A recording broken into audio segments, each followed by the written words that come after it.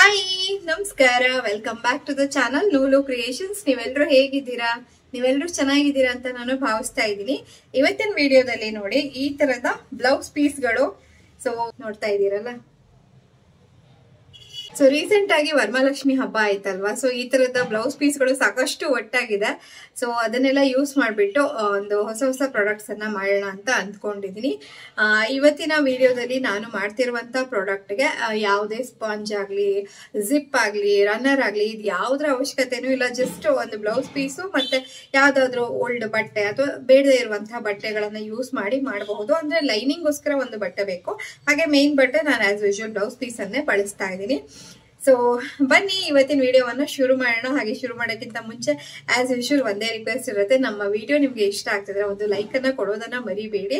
ಹಾಗೆ ನಿಮ್ಮ friends and ಫ್ಯಾಮಿಲಿಗೆ ನಮ್ಮ ಚಾನಲ್ ಅನ್ನ ನೋಡಕ್ ಹೇಳಿ, ಹಾಗೆ ಸಬ್ಸ್ಕ್ರೈಬ್ ಮಾಡ್ಕೊಂಡು ಸಪೋರ್ಟ್ ಮಾಡಿ. ಬನ್ನಿ ಇವತ್ತಿನ ವಿಡಿಯೋವನ್ನ ಶುರು ಮಾಡೋಣ. ಹಾಯ್ ನಮಸ್ಕಾರ, welcome back to the channel. ನೋಡಿ ಈ ತರದ ಬ್ಲೌಸ್ ಪೀಸ್ಗಳು ಸುಮಾರು ಕಲೆಕ್ಟ್ ಆಗಿಬಿಟ್ಟಿದೆ. ಸೊ ಇವತ್ತು ಇದರಲ್ಲಿ ಆರೆಂಜ್ ಬ್ಲೌಸ್ ಪೀಸನ್ನು ಬಳಸಿ ಒಂದು ಹೊಸ ವಸ್ತುವನ್ನು ಮಾಡ್ತಾ ಇದ್ದೀನಿ. ಅದನ್ನು ಮಾಡೋದಕ್ಕೆ ನಾನಿಲ್ಲಿ ಒಂದು ಅಳತೆಯಲ್ಲಿ ಈಗಾಗಲೇ ಬಟ್ಟೆಯನ್ನು ಕಟ್ ಮಾಡಿ ಇಟ್ಕೊಂಡಿದ್ದೀನಿ. ಹಾಗೆ ಅದರ ಅಳತೆ ಹೇಳಬೇಕು ಅಂದರೆ 22 ಇಂಚು ಉದ್ದ ಇದೆ, ಹಾಗೆ 11 ಇಂಚು ಅಗಲ ಇದೆ. ಈಗ ಏನು ಮಾಡ್ತೀನಿ, ಇದನ್ನು ಈ ರೀತಿ ಅರ್ಧವಾಗಿ ಫೋಲ್ಡ್ ಮಾಡಿಕೊಂಡೆ. ಹಾಗೆ ಇನ್ನೊಂದು ಮತ್ತೆ ಈಗ ಸೆಂಟರಿನಿಂದ ಈ ರೀತಿಯಾಗಿ ಫೋಲ್ಡ್ ಮಾಡ್ಕೊಳ್ತಾ ಇದ್ದೀನಿ. ಹಾಗೆ ಇವತ್ತಿನ ಒಂದು ಪ್ರಾಡಕ್ಟ್ ಮಾಡೋದಕ್ಕೆ ಯಾವುದೇ ಜಿಪ್ಪು, ಸ್ಪಾಂಜು, ರನ್ನರು ಇದು ಯಾವುದರ ಅವಶ್ಯಕತೆನೂ ಇಲ್ಲ. ಜಸ್ಟ್ ಬಟ್ಟೆ ಇದ್ರೆ ಮಾತ್ರ ಸಾಕು, ನೀವು ಆರಾಮಾಗಿ ಈ ಬ್ಯಾಗನ್ನು ಹೊಲಿದು ಬಿಡ್ಬೋದು. ಸೊ ಈ ಥರ ನಾನು ಫೋಲ್ಡ್ ಮಾಡಿ ಇಟ್ಕೊಂಡಿದ್ದಾದ ನಂತರ ಏನು ಮಾಡ್ತೀನಿ ಅಂತಂದರೆ, ಒಂದು ಚಾಕಿನ ಸಹಾಯದಿಂದ ನೋಡಿ ಈ ರೀತಿಯಾಗಿ ಡ್ರಾ ಮಾಡ್ಕೊಳ್ತಾ ಇದ್ದೀನಿ. ಒಂದು ಸೈಡು ಸ್ಟ್ರೈಟ್ ಬರಬೇಕು, ಹಾಗೆ ಒಂದು ಸೈಡು ಈ ರೀತಿಯಾಗಿ ಕರ್ವ್ ಆಕೃತಿಯಲ್ಲಿ ಬರಬೇಕು. ಇದಾದಮೇಲೆ ಏನು ಮಾಡ್ತೀನಿ, ಸುಮಾರು ಮೇಲಿನಿಂದ ಆಲ್ಮೋಸ್ಟ್ ಒಂದು ಅಪ್ರಾಕ್ಸಿಮೇಟ್ಲಿ ಒಂದು 2 ಇಂಚಿನ ಕೆಳಗೆ ಈ ರೀತಿಯಾಗಿ 1.5 ಇಂಚ್ ಅಗಲದ ಲೈನನ್ನು ಡ್ರಾ ಮಾಡ್ತೀನಿ. ಬೇಸಿಕಲಿ ಈ ರೀತಿಯಾಗಿ ರೆಕ್ಟ್ಯಾಂಗಲನ್ನು ಡ್ರಾ ಮಾಡ್ಕೊಳ್ತಾ ಇದ್ದೀನಿ. ಈಗಿಷ್ಟು ಡ್ರಾ ಮಾಡಿದ್ದಾಯ್ತಲ್ವ, ನೋಡಿ ನಾನು ಅಪ್ರಾಕ್ಸಿಮೇಟ್ಲಿ ತೋರಿಸ್ತಾ ಇದ್ದೀನಿ. 1.25 ಇಂಚ್ ಕೆಳಗೆ ಮಾಡಿದ್ದೀನಿ. ಹಾಗೆ ಈ ಒಂದು ಬಾಕ್ಸು 1.5 ಇಂಚ್ ಆಗುವಷ್ಟು ಅಗಲ ಇದೆ. ಈಗ ಇದನ್ನು ಇದೇ ಪ್ರಕಾರವಾಗಿ ನೀಟಾಗಿ ಮಾರ್ಕ್ ಮಾಡ್ಕೊಂಡಲ್ಲ ಹಾಗೇನೆ ಕಟ್ ಮಾಡ್ಕೊಳ್ತಾ ಇದ್ದೀನಿ.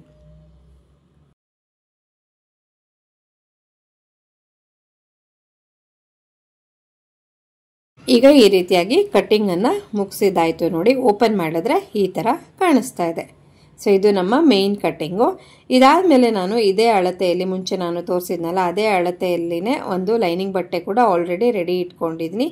ಇದ್ರ ಮೇಲೆ ಇವಾಗ ನಾನು ಕಟ್ಟಿಂಗ್ ಮಾಡ್ಕೊಂಡಲ್ಲ ಆ ಬಟ್ಟೆಯನ್ನ ಈ ರೀತಿಯಾಗಿ ಸ್ಪ್ರೆಡ್ ಮಾಡಿ ನೀಟಾಗಿ ಸೆಟ್ ಮಾಡ್ಕೊಳ್ತೀನಿ. ನೋಡಿ ಈ ರೀತಿಯಾಗಿ ಎಲ್ಲ ಕಾರ್ನರ್ಸು ನೀಟಾಗಿ ಸೆಟ್ ಆಗಬೇಕು. ಬೇಕಿದ್ರೆ ಪಿನ್ ಕೂಡ ಅಟ್ಯಾಚ್ ಮಾಡ್ಕೊಳ್ಬೋದು, ನೆಕ್ಸ್ಟ್ ಹೊಲಿಯೋದಕ್ಕೆ ಕನ್ವೀನಿಯೆಂಟ್ ಆಗಿರುತ್ತೆ ಅಂತ ಹೇಳಿ. ನೋಡಿ ಈ ರೀತಿಯಾಗಿ ಬಂದಿದೆ. ಈಗ ನಾನು ಫಸ್ಟಿಗೆ ಯಾವ ಥರ ಸ್ಟಿಚ್ ಹಾಕ್ಕೊಳ್ತೀನಿ ಅನ್ನೋದನ್ನು ಇವತ್ತು ಸ್ವಲ್ಪ ಫಾಸ್ಟ್ ಫಾರ್ವರ್ಡಲ್ಲಿ ತೋರಿಸಿದ್ದೀನಿ. ಸ್ಟಿಚಿಂಗನ್ನು ಕೂಡ ತೋರಿಸಿದ್ದೀನಿ. ನೋಡಿ ಈ ರೀತಿಯಾಗಿ ಅಡಿಗಡೆಗೆ ಲೈನಿಂಗ್ ಬಟ್ಟೆ, ಮೇಲ್ಗಡೆಗೆ ಮೇನ್ ಬಟ್ಟೆ ಬರಬೇಕು. ಹಾಗೆ ಮೇಲ್ಭಾಗಕ್ಕೆ ಈ ರೀತಿಯಾಗಿ ಸ್ಟಿಚ್ಚನ್ನು ಒಂದು ಸೈಡು ಫಿನಿಶ್ ಮಾಡಿಕೊಂಡೆ. ಸೊ ತುದಿವರೆಗೂ ಬರಬೇಕು. ಈಗ ನೆಕ್ಸ್ಟು ಮತ್ತೊಂದು ಸೈಡ್ಗೂ ಇದೇ ಪ್ರೋಸೆಸ್ಸನ್ನು ರಿಪೀಟ್ ಮಾಡಬೇಕು. ಎರಡು ಕಡೆಗೂ ನಾನಿವಾಗ ಸ್ಟಿಚ್ಚನ್ನು ಹಾಕ್ಕೊಂಡಿದ್ದಾಯ್ತು. ಎರಡು ಕಡೆಗೂ ಸ್ಟಿಚಿಂಗ್ ಆದ ನಂತರ ಇಲ್ಲಿ ಸೆಂಟರಲ್ಲಿ ಏನು ಎಕ್ಸ್ಟ್ರಾ ಬಟ್ಟೆ ಅಂದರೆ ಲೈನಿಂಗ್ ಬಟ್ಟೆ ಕಾಣಿಸ್ತಿತ್ತಲ್ಲ ಅದನ್ನು ಈ ರೀತಿ ಥ್ರೆಡ್ ಕಟರ್ ಬರುತ್ತಲ್ಲ ಅದರಿಂದ ಕಟ್ ಮಾಡಿ ತೆಕ್ಕೊಂಡೆ. ಆಮೇಲೆ ಇಲ್ಲಿ ಸ್ಟಿಚಿಂಗ್ ಮಾಡಿದ್ಮೇಲೆ ಎಕ್ಸ್ಟ್ರಾ ಬಟ್ಟೆಗಳೆಲ್ಲ ಏನಿತ್ತು ಅದನ್ನು ಕೂಡ ನೀಟಾಗಿ ಕಟ್ ಮಾಡಿ ಫಿನಿಶಿಂಗ್ ಮಾಡಿಕೊಂಡೆ. ಇದಾದ್ಮೇಲೆ ಈ ಬಟ್ಟೆಯನ್ನು ಸೀದಾ ಮಾಡಿಕೊಂಡೆ, ಅಂದರೆ ಉಲ್ಟಾ ತಿರುಗಿಸ್ಕೊಂಡೆ. ಈಗ ಲೈನಿಂಗ್ ಬಟ್ಟೆ ಅಡಿಗಡೆ ಬಂದಿದೆ, ಹಾಗೆ ಮೇನ್ ಬಟ್ಟೆ ಮೇಲ್ಗಡೆ ಬಂದಿದೆ. ಈಗ ನಾನು ಪ್ರೆಸ್ ಸ್ಟಿಚ್ಚನ್ನು ಮಾಡ್ಕೊಳ್ತಾ ಇದ್ದೀನಿ. ಈ ರೀತಿಯಾಗಿ ಮುಂಚೆ ನಾನು ಏನು ಸ್ಟಿಚಿಂಗ್ ಹಾಕ್ಕೊಂಡಿದ್ದೆ ಅದ್ರ ಮೇಲೇ ಒಂದು ಸ್ಟಿಚ್ ಬರಬೇಕು. ಆ ರೀತಿಯಾಗಿ ನೀಟಾಗಿ ಲೈನಿಂಗ್ ಬಟ್ಟೆಯನ್ನು ಸೆಟ್ ಮಾಡ್ಕೊಳ್ತಾ ಒಂದು ಸ್ಟಿಚ್ಚನ್ನು ಹಾಕ್ಕೊಳ್ಬೇಕಾಗತ್ತೆ. ಇದೇ ರೀತಿ ಎರಡು ಕಡೆಗೂ ನಾನು ಮಾಡ್ಕೊಂಡಿದ್ದಾಯಿತು. ನೋಡಿ ಈ ಥರ ಕಾಣಿಸ್ತಾ ಇದೆ. ನೆಕ್ಸ್ಟ್ ಏನು ಮಾಡಬೇಕು ಅಂತಂದರೆ, ಇಲ್ಲಿ ಸೆಂಟರಲ್ಲಿ ನಾನು ಒಂದು ಸೈಡು ಬಟ್ಟೆಯನ್ನು ಕಟ್ ಮಾಡ್ಕೊಂಡಿದ್ದೀನಿ, ಇನ್ನೊಂದು ಕಡೆಗೆ ಲೈನಿಂಗ್ ಬಟ್ಟೆ ಹಾಗೆ ಉಳಿದ್ಬಿಟ್ಟಿದೆ. ಸೊ ಇವಾಗ ಇದನ್ನು ಫಾಸ್ಟಾಗಿ ಕಟ್ ಮಾಡ್ಕೊಳ್ತೀನಿ. ನೋಡಿ ಇವಾಗ ಇಲ್ಲಿ ಕೂಡ ನಾನು ಫಾಸ್ಟಾಗಿ ಕಟ್ ಮಾಡ್ಕೊಂಡಿದ್ದಾಯಿತು. ನೆಕ್ಸ್ಟು ಇದನ್ನು ಫಿನಿಶಿಂಗ್ ಮಾಡ್ಕೊಳ್ಬೇಕಲ್ವ, ಅದಕ್ಕೋಸ್ಕರ ಇಲ್ಲಿ 3 ಇಂಚ್ ಅಗಲ ಹಾಗೆ 4.5 ಇಂಚು ಉದ್ದದ 2 ಬಟ್ಟೆಯ ಪೀಸಸನ್ನು ತಗೊಂಡಿದ್ದೀನಿ.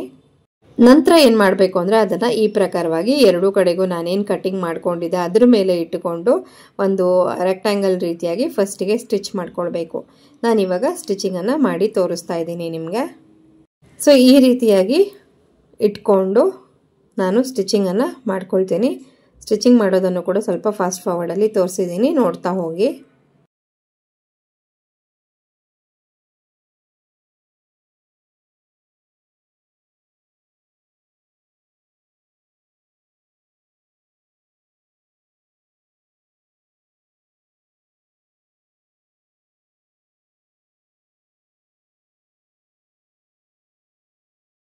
ಇವಾಗ ನಾನು ಈ ತರ ಇದನ್ನ ಸ್ಟಿಚಿಂಗ್ ಮಾಡಿದಾಯ್ತು. ಹಾಗೆ ಇವಾಗ ಇದನ್ನ ಕಟ್ ಮಾಡ್ಕೊಳ್ತೀನಿ. ಕಟ್ ಮಾಡಿದಾದ ನಂತರ ನಾವು ಇದನ್ನ ಸೀದಾ ಮಾಡ್ಕೊಂಡು ಮತ್ತೆ ಮೇಲಿನಿಂದ ಪ್ರೆಸ್ ಸ್ಟಿಚ್ ಮಾಡಿ ಇದರ ಫಿನಿಶಿಂಗ್ ಮಾಡಬೇಕು, ಇಲ್ಲಾಂದ್ರೆ ಥ್ರೆಡ್ ಎಲ್ಲ ಕಾಣಿಸುತ್ತಲ್ಲ. ಹಾಗಾಗಿ ಈಗ ನೋಡಿ ಈ ತರ ಎಕ್ಸ್ಟ್ರಾ ಬಟ್ಟೆಯನ್ನ ಇಟ್ಕೊಂಡಿದ್ದೀನಿ. ಹಾಗೆ ಇಲ್ಲಿ ಚಿಕ್ಕ ಚಿಕ್ಕ ಕಟ್ಸ್ ಅನ್ನು ಕೂಡ ಹಾಕೊಳ್ಬೇಕು, ಟರ್ನ್ ಮಾಡೋದಕ್ಕೆ ನಮ್ಗೆ ಈಸಿ ಆಗತ್ತೆ.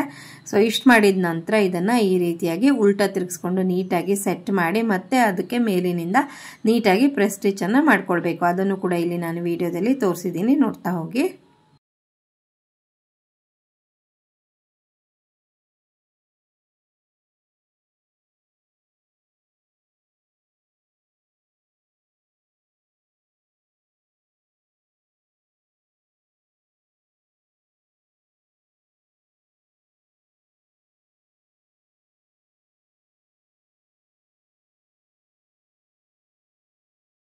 ಈಗ ಒಂದ್ ಸೈಡು ಫಿನಿಶಿಂಗ್ ಮುಗೀತು. ಹಾಗೆ ಇದೇ ಕ್ರಮದಲ್ಲಿ ಇನ್ನೊಂದು ಸೈಡು ಕೂಡ ಫಿನಿಶಿಂಗ್ ಮಾಡ್ಕೊಳ್ತಾ ಇದ್ದೀನಿ.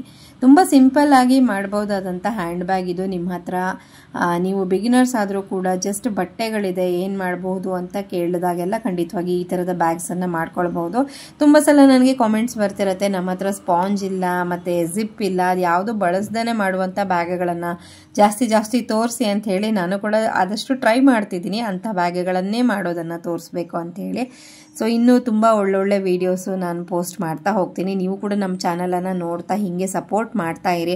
ಮತ್ತೆ ನಿಮ್ಮ ಫ್ರೆಂಡ್ಸ್ ಫ್ಯಾಮಿಲಿ ಯಾರಿಗೆಲ್ಲ ಸ್ಟಿಚಿಂಗ್ ಅಲ್ಲಿ ಒಂದ್ ಸ್ವಲ್ಪನಾರು ಆಸಕ್ತಿ ಇದೆ ನೋಡಿ, ಎಲ್ಲರಿಗೂ ನನ್ನ ವಿಡಿಯೋಸ್ ಅನ್ನ ಶೇರ್ ಮಾಡಿ, ಚಾನಲ್ಗೆ ಸಬ್ಸ್ಕ್ರೈಬ್ ಮಾಡಿಸಿ ಅಂತ ಕೇಳ್ಕೊಳ್ತೀನಿ. ನೋಡಿ ಇವಾಗ ಎರಡೂ ಕಡೆಗೂ ಸ್ಟಿಚಿಂಗ್ ಅನ್ನ ಫಿನಿಶ್ ಮಾಡ್ಕೊಂಡು ಈ ತರ ಆಗಿದೆ. ಈಗ ಏನ್ ಮಾಡ್ತೀನಿ ಅಂತಂದ್ರೆ ಉಳಿದಂತ ಎರಡು ಸೈಡ್ಸ್ ಏನಿದೆ ಅದನ್ನ ನೀಟಾಗಿ ಫಿನಿಶಿಂಗ್ ಮಾಡ್ಕೊಳ್ಳೋದಕ್ಕೆ ಒಂದು ಸ್ಟ್ರೇಟ್ ಸ್ಟಿಚ್ ಅನ್ನ ಹಾಕೊಂಡು ಬರ್ತೀನಿ. ನಾನಿವಾಗ ಸ್ಟ್ರೇಟ್ ಸ್ಟಿಚ್ ಅನ್ನ ಹಾಕೊಂಡಿದ್ದಾಯ್ತು. ಹಾಗೆ ಎಕ್ಸ್ಟ್ರಾ ಕಾಣುವಂತ ಬಟ್ಟೆಗಳನ್ನು ಕೂಡ ಕಟ್ ಮಾಡ್ಕೊಂಡಿದ್ದಾಯ್ತು. ನೆಕ್ಸ್ಟ್ ಏನ್ ಮಾಡಬೇಕು ಅಂದ್ರೆ ನೋಡಿ ಈ ತರ ಒಳಗಡೆಯಿಂದ ಈ ರೀತಿ ಫೋಲ್ಡ್ ಮಾಡ್ಕೊಳ್ತಾ ಇದ್ದೀನಿ. ಹಾಗೆ ಇದಕ್ಕೆ ಯಾವುದೇ ಕಟ್ ಅನ್ನ ನಾನು ಮಾಡ್ತಾ ಇಲ್ಲ, ಜಸ್ಟ್ ಒಂದು ಫೋಲ್ಡಿಂಗ್ ಮೆಥಡ್ ಅಲ್ಲಿ ಇದರ ಫಿನಿಶಿಂಗ್ ಅನ್ನ ಮಾಡ್ತಾ ಇದ್ದೀನಿ.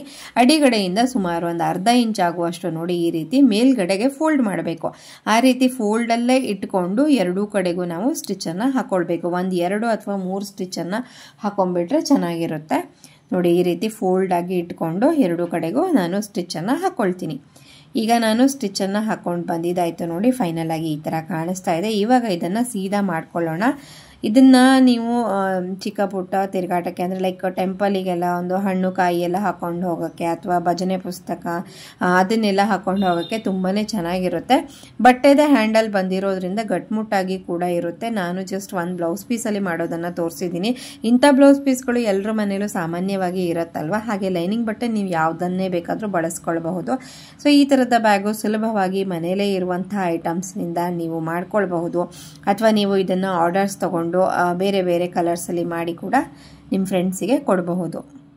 ಸೊ ನೋಡಿದ್ರಲ್ವಾ, ಜಸ್ಟ್ ಬೇಡದೇ ಇರುವಂತ ಬ್ಲೌಸ್ ಪೀಸ್ಗಳನ್ನ ಬಳಸ್ಬಿಟ್ಟು ಹೇಗೆ ನಾವು ಈ ತರದ ಬ್ಯಾಗ್ಗಳನ್ನೆಲ್ಲ ಮಾಡ್ಕೊಳ್ಬಹುದು ಅಂತ ಹೇಳಿ. ಇದನ್ನ ನೀವು ಕೂಡ ಮಾಡಿ ನಿಮ್ಮ ಪರ್ಸನಲ್ ಯೂಸ್ಗೆ ಬಳಸಬಹುದು, ನಿಮ್ ಫ್ರೆಂಡ್ಸ್ ಅಂಡ್ ಫ್ಯಾಮಿಲಿಗೆ ಗಿಫ್ಟ್ ಮಾಡಬಹುದು. ಇಲ್ಲ ಅಂದ್ರೆ ಇದನ್ನ ಆರ್ಡರ್ಸ್ ತಗೊಂಡು ನೀವು ಅದನ್ನ ಬಿಸ್ನೆಸ್ ರೂಪದಲ್ಲಿ ಕೂಡ ಮಾಡ್ಕೊಳ್ಬಹುದು. ಸೊ ಇವತ್ತಿನ ವಿಡಿಯೋವನ್ನ ಮುಗಿಸುವಂತ ಸಮಯ ಬಂತು. ವಿಡಿಯೋ ತಮ್ಮೆಲ್ಲರಿಗೂ ಇಷ್ಟ ಆಗಿದೆ ಅಂತ ಭಾವಿಸ್ತೀನಿ. ಮತ್ತೊಂದು ಹೊಸ ವಿಡಿಯೋದೊಡನೆ ಭೇಟಿ ಆಗ್ತೀನಿ. ಅಲ್ಲಿವರೆಗೂ ಎಲ್ರಿಗೂ ಧನ್ಯವಾದಗಳು. ಟೇಕ್ ಕೇರ್, ಬಾಯ್.